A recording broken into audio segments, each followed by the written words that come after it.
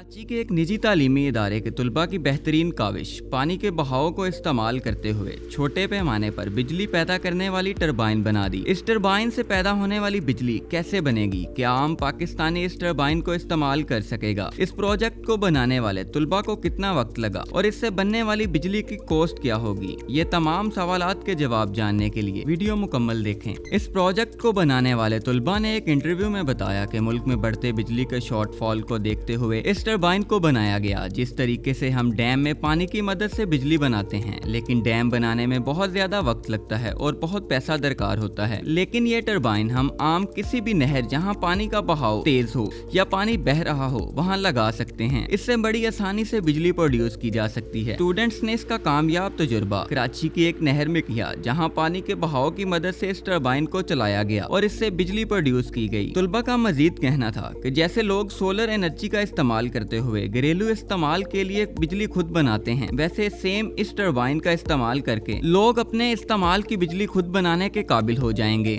Solar energy तो सिर्फ दिन के वक्त 12 घंटे के लिए होती है और सर्दियों में धूप ना निकलने की वजह से लोग परेशान होते हैं। लेकिन ये टरबाइन पानी के बहाव से 24 घंटे बिजली प्रोड्यूस करेगी और इसकी मेंटेनेंस कॉस्ट भी जीरो है। इस टरबाइन से 1000 वॉट तक बिजली बनाई जा सकती है। इस प्रोजेक्ट को बनाने में तकरीबन 6 माह का वक्त लगा और इस पर 1.5 लाख के करीब खर्चा आया। सिर्फ 17 से 18 माह के अंदर आप इस पर आने वाला खर्चा पूरा कर सकते हैं और इसके बाद लाइफ टाइम इलेक्ट्रिसिटी फ्री होगी। लेकिन अगर इसे बड़े पैमाने पर बनाया जाए तो इसकी लागत मजीद कम हो सकती है।